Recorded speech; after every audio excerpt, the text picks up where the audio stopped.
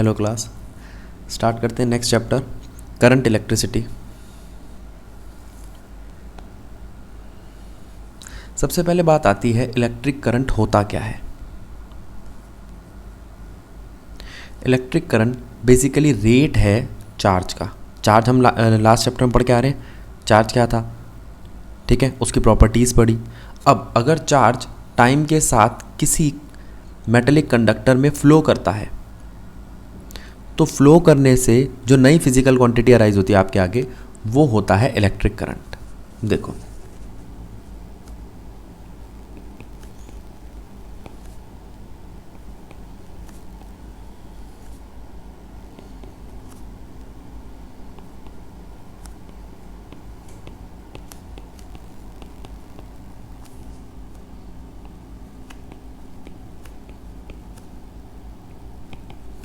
तो ये है इसकी डेफिनेशन।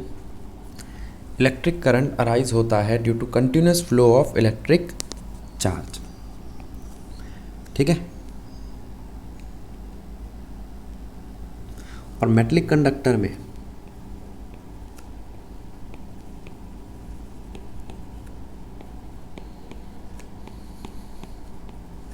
ये फ्लो होता है फ्री इलेक्ट्रॉन की वजह से।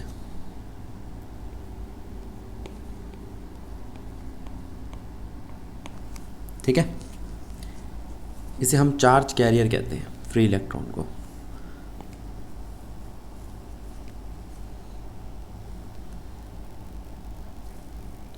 तो अगर हम बात करें मेटेलिक कंडक्टर की, तो वहाँ चार्ज कैरियर कौन है?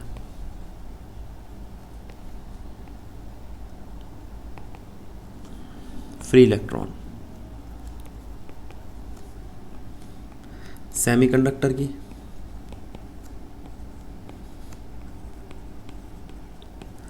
सेमीकंडक्टर में चार्ज कौन है? पॉजिटिव होल्स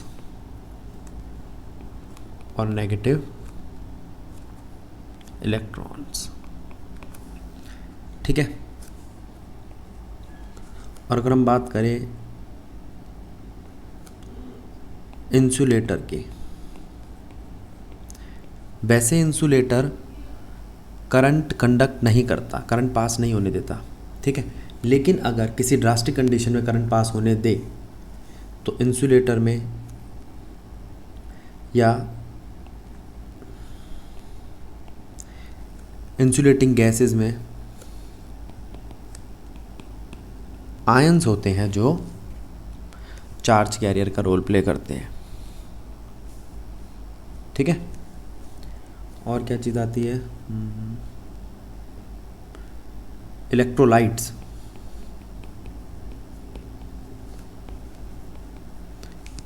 इलेक्ट्रोलाइट्स में इसमें भी आयंस होते हैं, चार्ज कैरियर, ठीक है।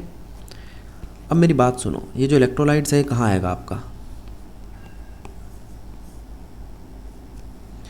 ये हम केमिस्ट्री में देखेंगे।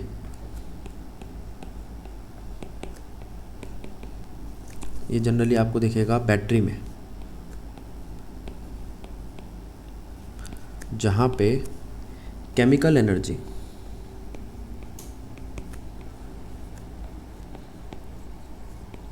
कन्वर्ट होती है इलेक्ट्रिकल एनर्जी में,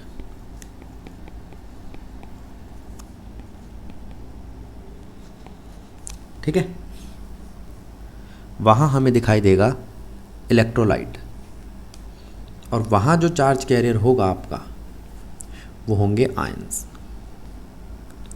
आगे चलते हैं।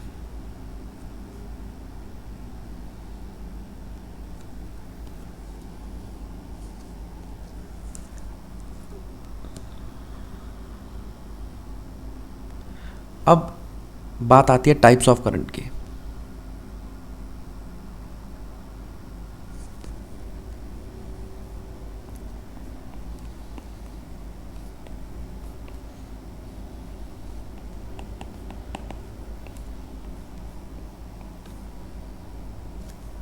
पहला, डायरेक्ट करंट या steady current.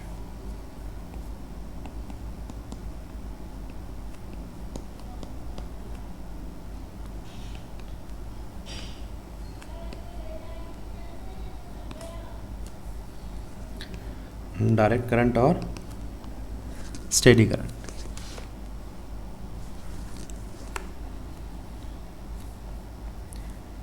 I is equals to Q by T. Q है आपका चार्ज, ठीक है, जो किसी एरिया ऑफ क्रॉस सेक्शन पे, कंडक्टर के किसी एरिया ऑफ क्रॉस सेक्शन पे टी टाइम में फ्लो करता है। लिख लो आप चाहे, if Q charge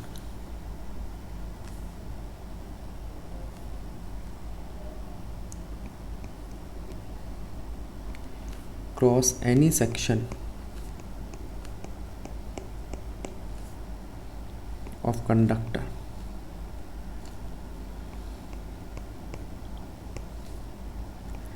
in time t,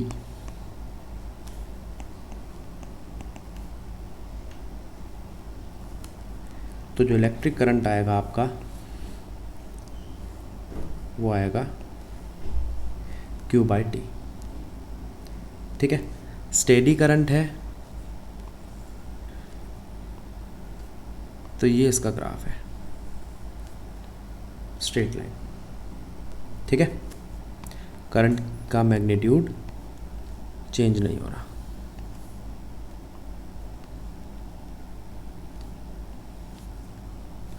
time के साथ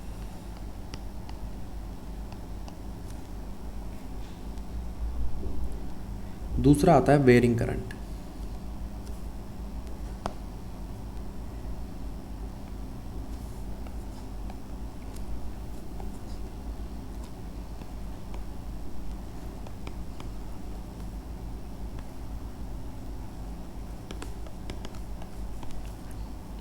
वेरिंग करंट में rate of flow of charge जो है वो वेरी करता है टाइम के साथ।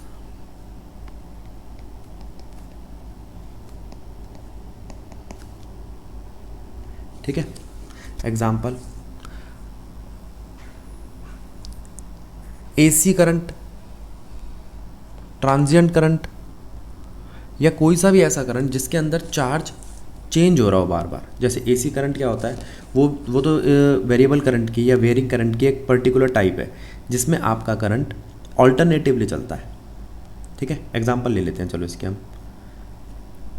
तीसरा, ट्रांजिएंट करंट, ये भी एक वेरिएबल करंट है।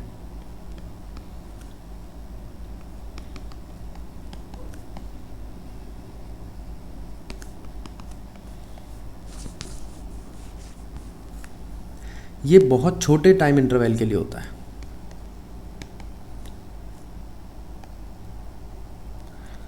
This current flows for very short interval of time.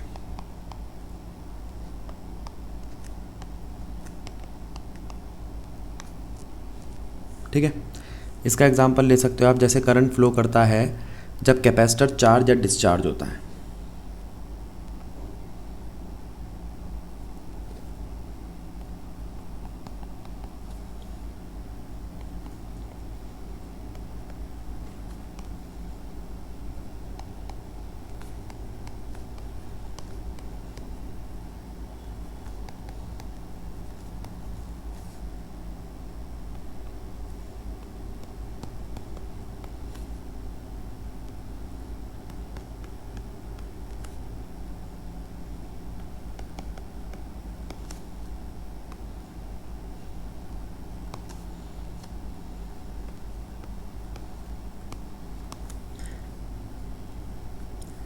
अगला आता है alternate current.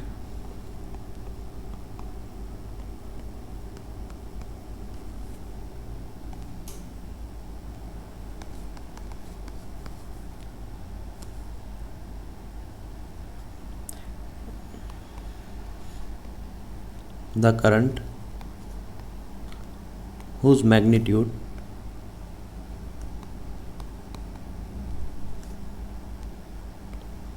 and direction is changing continuously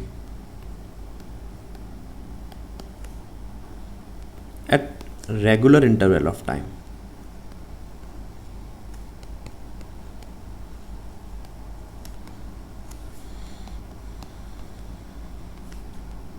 ठीक है, जैसे ये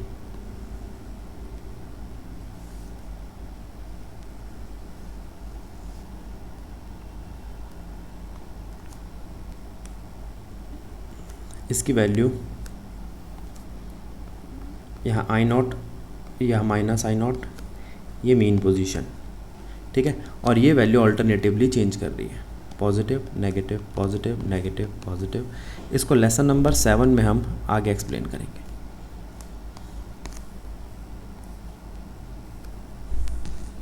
ठीक है, अगर इन सबको एक साथ एक ग्राफ में दिखाएं तो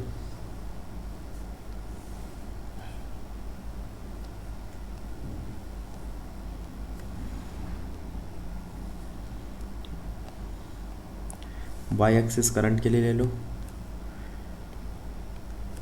एक्स एक्सिस टाइम के लिए, और ये बना आपका स्टेडी करंट, डायरेक्ट करंट भी बोलते हैं इसको। ये बना आपका ट्रांजिएंट करंट, ये बना आपका वेरिएबल करंट या वेरिंग करंट, और ये ऑल्टरनेट करंट। ठीक है,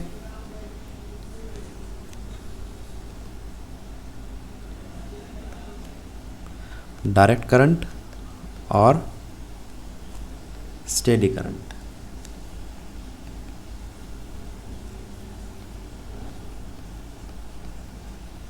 ठीक है, ये ट्रांजिएंट,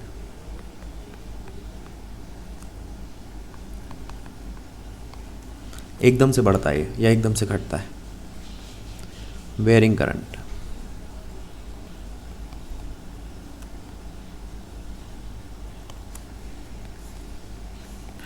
ऑल्टरनेट करंट। ठीक है,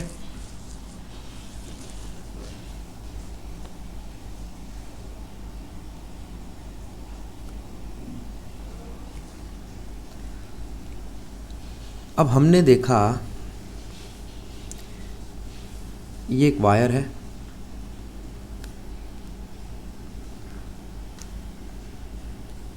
ठीक है, ये मेटालिक वायर है।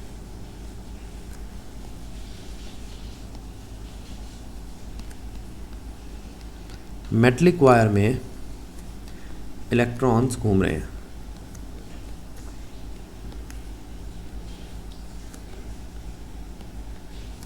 इनकी अपनी स्पीड होती है। ये इलेक्ट्रॉन्स ऐसे घूमते हैं बेटा जैसे किसी चैम्बर में एयर घूमती है, मतलब सब डायरेक्शन में, ओमनी डायरेक्शन में, जब तक इनके ऊपर कोई अप्लाइड फील्ड ना लगाई जाए। इसी सेम वायर को मैं ले रहा हूं,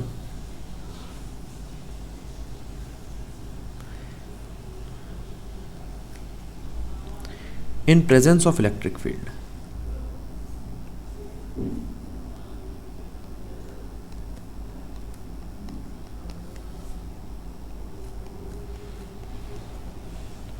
तो सारे इलेक्ट्रॉन एक डायरेक्शन में अलाइन हो जाएंगे, घूमेंगे लेकिन एक फिक्स डायरेक्शन को फॉलो करेंगे। ठीक है, ये इलेक्ट्रॉन दिखा देता हूँ मैं, ये रहे, ये सब नेगेटिव से पॉजिटिव इलेक्ट्रिक फील्ड की तरफ जा रहे हैं। ये भी वही मेटलिक वायर है आपकी, लेकिन in presence of electric field, ये रही एक्सटर्नल इलेक्ट्रिक फील्ड।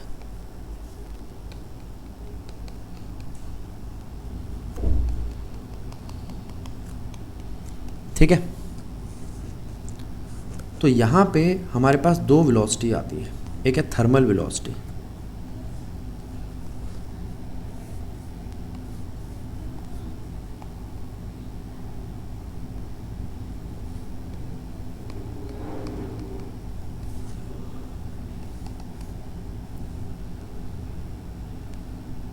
अभी बताया था मैंने आपको कि free electrons in a conductor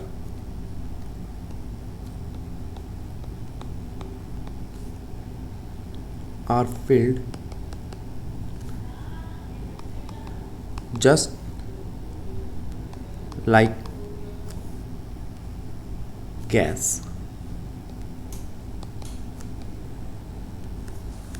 ठीक है, और मूव करते हैं रैंडम डायरेक्शन में।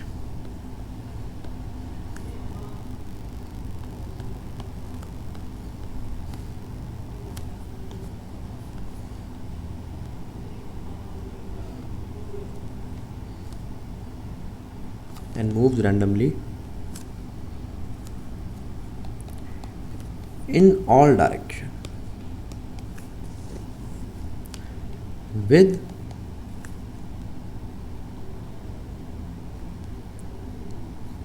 Thermal velocity. किस वेलोसिटी के साथ? और ये जो थर्मल वेलोसिटी है ना आपकी, इसकी एक रेंज है 10⁵ टू 10⁶ मीटर पर सेकेंड। अच्छी खासी स्पीड है इनकी, लेकिन ये सब इधर उधर भाग रहे रैंडमली। और याद रखना, in absence of electric field.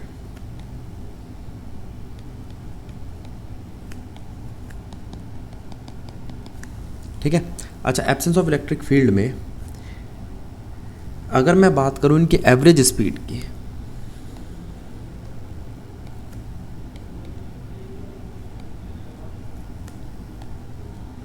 तो एवरेज थर्मल वेलोसिटी कितनी आती है?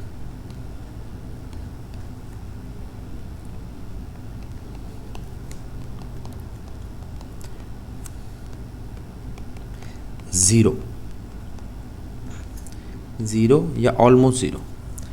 तो भाई अगर मैं इन इलेक्ट्रॉन्स की एवरेज वेलोसिटी देखूं किसी कंडक्टर में in absence of electric field, तो वो तो ज़ीरो है, लेकिन in presence of electric field अगर मैं इलेक्ट्रिक फील्ड अप्लाई कर दूं तो क्या स्पीड में चेंज आएगा?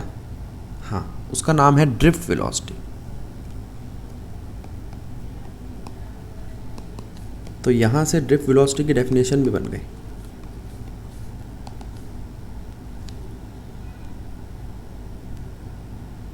Drift velocity, it is average velocity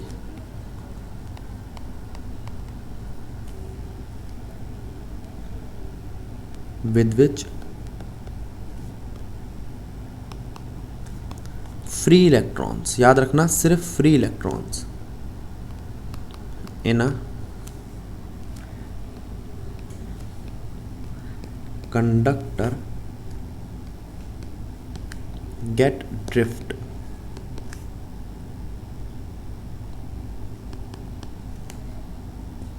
in a direction opposite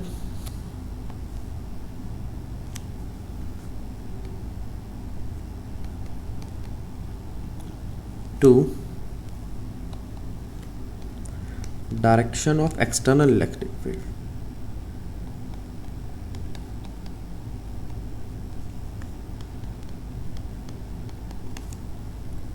ठीक है, एक्सप्रेशन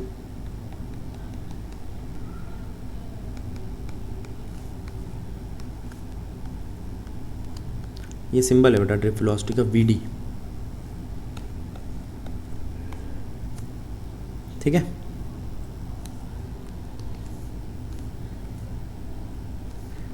तो इसके एक्सप्रेशन के लिए सबसे पहले हमने एक इक्वेशन देखी, force is equals to Q E, और एक होती है force is equals to M A. Electron के लिए फोर्स बन गया charge of electron into electric field, और मास आ गया mass of electron into acceleration. अब अगर ये दोनों फोर्स में इक्वेट करता हूँ तो मुझे एक्सेलरेशन का एक्सप्रेशन मिल जाता है, a is equals to E by M E. ठीक है, इसे रख लो। हम जानते हैं वेलोसिटी होती है u प्लस ए टी, तो v1 क्या हो जाएगा?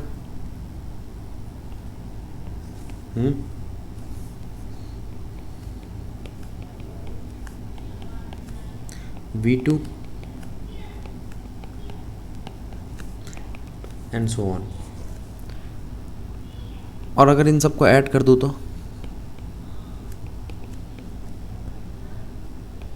V1 plus V2 Vn is equals to U1 plus U2 Un plus A T1 plus T2 Tn तक। ठीक है, अब ज़रा ध्यान दो,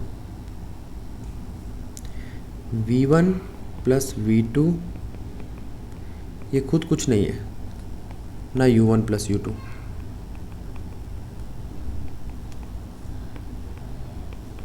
लेकिन अगर मैं इन्हें n से डिवाइड कर दूँ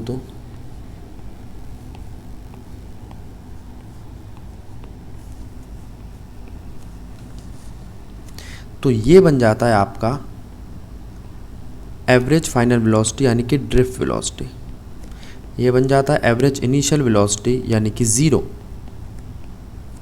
और ये बन जाता है एवरेज टाइम यानी कि टाउ। ठीक है, तो ड्रिफ्ट वेलोसिटी का एक्सप्रेशन आया एक्सेलरेशन इनटू एवरेज टाइम, इसे कहते हैं रिलैक्सेशन टाइम।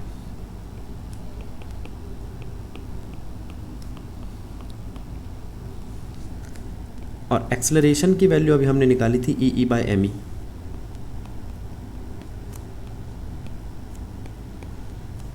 ये है हमारा ड्रिफ्ट वेलोसिटी का एक्सप्रेशन। ज़रा ध्यान दो, फिर आगे बढ़ते हैं।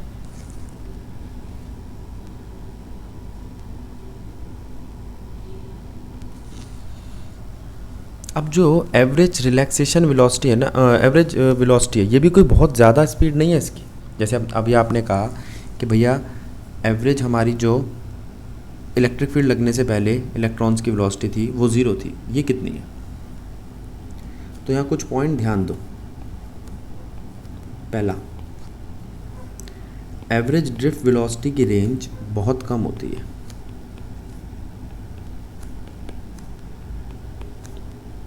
समझ रहे हो कितनी है? तकरीबन 0.1 mm पर सेकेंड से लेके 0.01 mm पर सेकेंड, यानी कि बहुत कम, ना के बराबर। टेम्परेचर इंक्रीज करने पर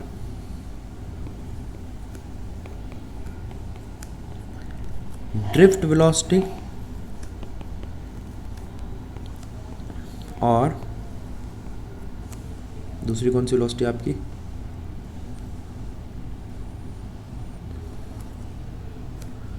थर्मल वेलोसिटी ऑफ इलेक्ट्रॉन, दोनों बढ़ते हैं। अच्छा, एक चीज़ और, रिलैक्सेशन ऑफ टाइम भी बढ़ता है।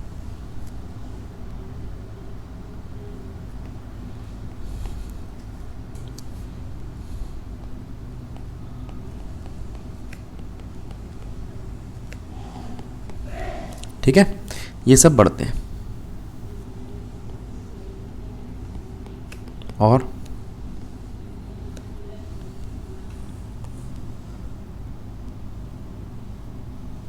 रिलैक्सेशन टाइम का ऑर्डर क्या होता है भाई?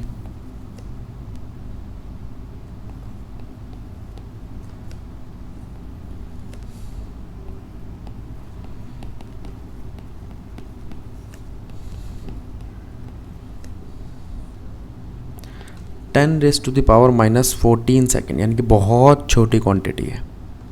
अब आप ये पूछ सकते हो, इतनी कम स्पीड है फिर भी करंट इतनी जल्दी सेटअप क्यों हो जाता है किसी सर्किट में? सोचने वाली बात है। तो उसके लिए अगला पॉइंट आता है आपका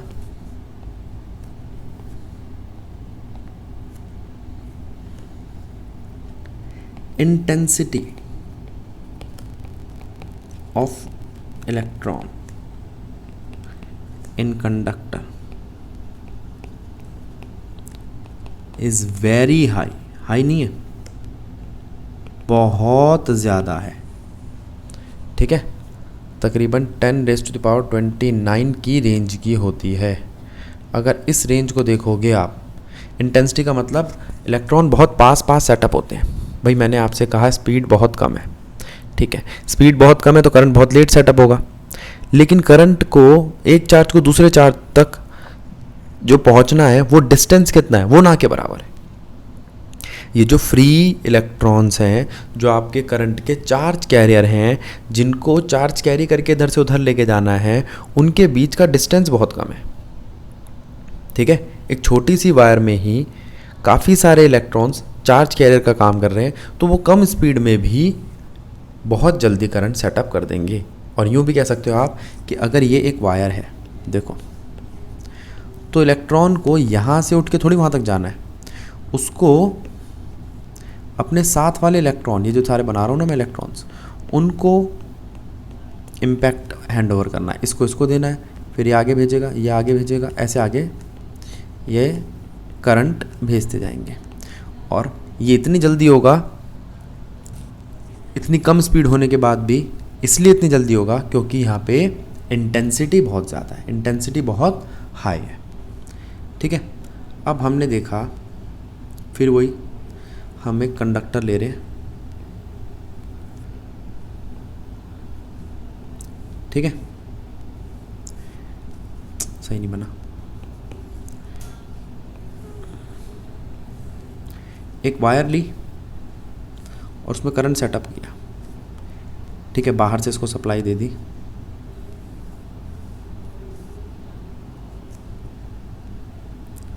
यहाँ पोटेंशियल V लगा दिया। तो जब यहाँ से हमने इसके पास करंट भेजा तो इलेक्ट्रिक फील्ड की डायरेक्शन देखो आप, जो एक्सटर्नल सेटअप हुई है, और फिर डायरेक्शन देखो आप इलेक्ट्रॉन्स की, यानी कि ड्रिफ्ट वेलोसिटी की। ठीक है, अब हम बात करते हैं इसकी लेंथ की। ये लेंथ है, इस लेंथ में डेल्टा टी टाइम लगेगा मुझे ड्रिफ्ट वेलोसिटी वीडी के साथ किसी चीज़ को इधर से उधर पहुंचाने में। ठीक है, और ये जो पोटेंशियल है ना, ये बाहर से लगा हुआ, यही एक्सटर्नल इलेक्ट्रिक फील्ड सेटअप करेगा।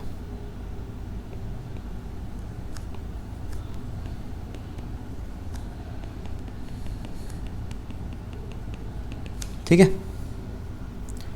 तो यहाँ से आप कह सकते हो कि एक तो रिलेशन हमारे पास ड्रिफ्ट वेलोसिटी का जो अभी हमने निकाला, drift velocity is equals to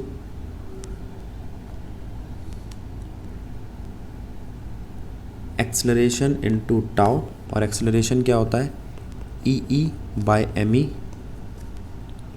into tau. ठीक है, एक तो ड्रिफ्ट वेलोसिटी का ये एक्सप्रेशन आ गया।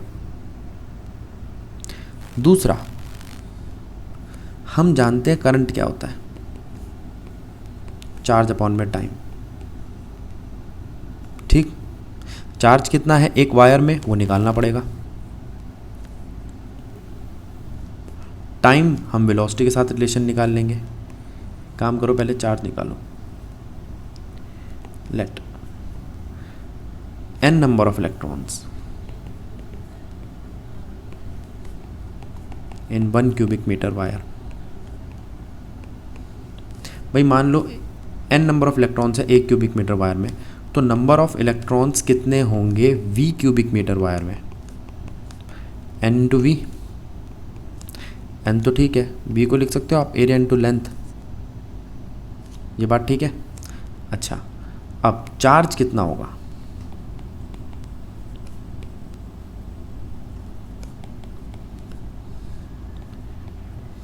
v क्यूबिक मीटर वायर में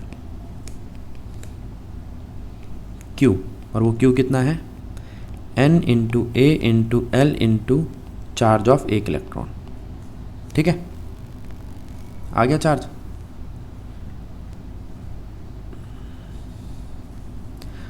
हम जानते हैं करंट होता है चार्ज अपॉन में टाइम। चार्ज क्या हो गया आपका,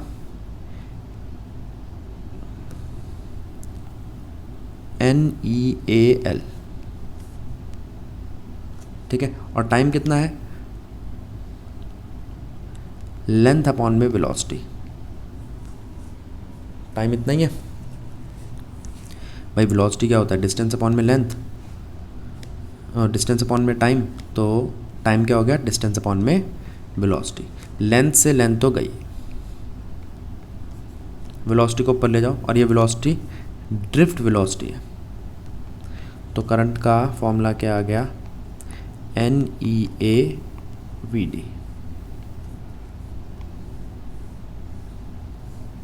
ठीक है, ये आ गया आपका relation between current and drift velocity.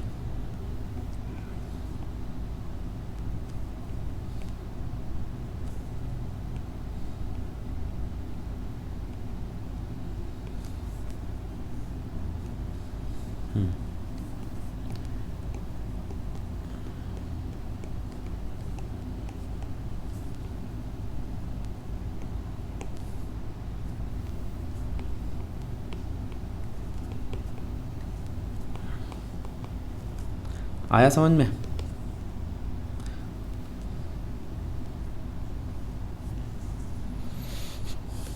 तो ये था रिलेशन करंट और ड्रिफ्ट वेलोसिटी के बीच में।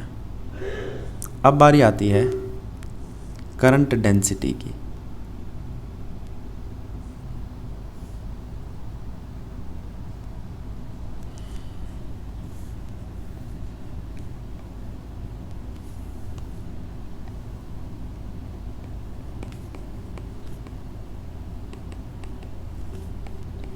जे से दिखाते हैं हम करंट डेंसिटी को।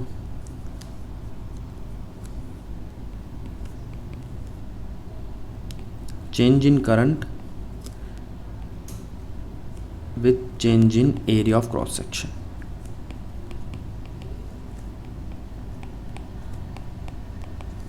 ठीक है, यहाँ पे आपका एरिया ऑफ क्रॉस सेक्शन और करंट डेंसिटी दोनों वेक्टर क्वांटिटी है। तो जो आपका करंट है ना, वो करंट डेंसिटी और एरिया ऑफ क्रॉस सेक्शन का क्रॉस प्रोडक्ट है। तो यहाँ से ये बात पता चल गई कि करंट स्केलर है, लेकिन करंट की तो डायरेक्शन होती है, लेकिन वो डायरेक्शन उसके मैग्नीट्यूड का एडिटिव नेचर चेंज नहीं करती, इसलिए हम इसे टेंसर कह देते हैं।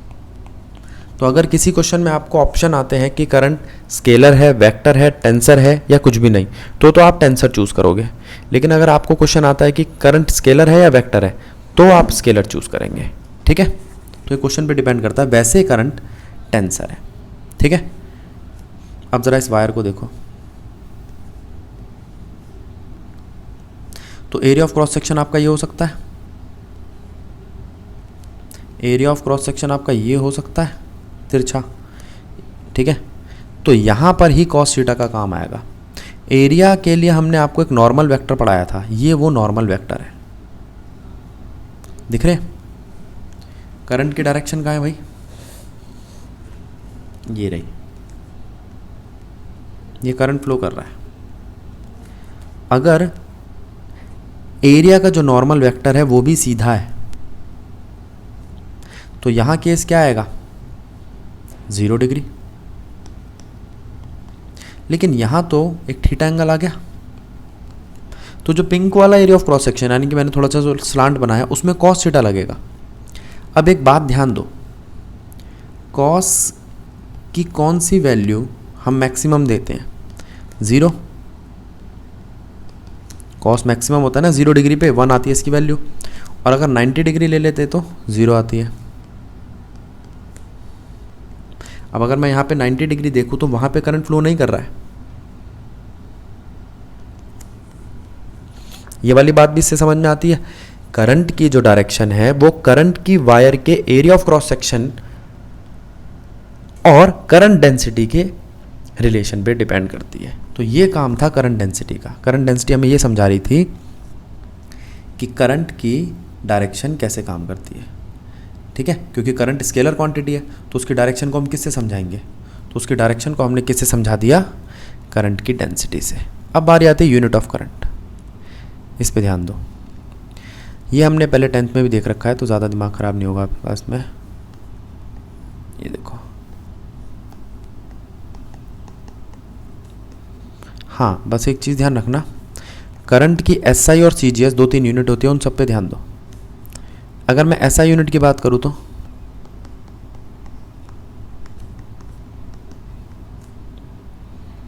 एम्पेयर, CGS की स्टेट एम्पेयर,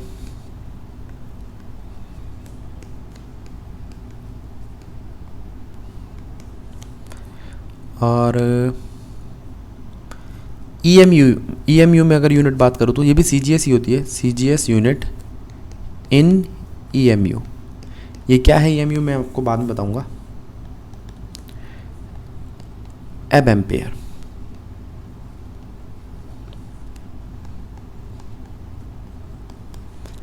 ठीक है। तो यहाँ आपकी करंट की यूनिट समझ में आ गई हमारे को। और ये तो समझाने की ज़रूरत नहीं है कि 1 ampere 1 coulomb charge divided by 1 second के इक्वल होता है। यानी कि अगर किसी वायर में 1 एम्पेयर करंट फ्लो करता है 1 सेकेंड में, तो वो कहलाता है उसका 1 कूलम चार्ज फ्लो करता है 1 सेकेंड में, तो वो कहलाता है उसका 1 एम्पेयर करंट, ठीक है। इसके बाद हम नेक्स्ट क्लास में हम करेंगे ओम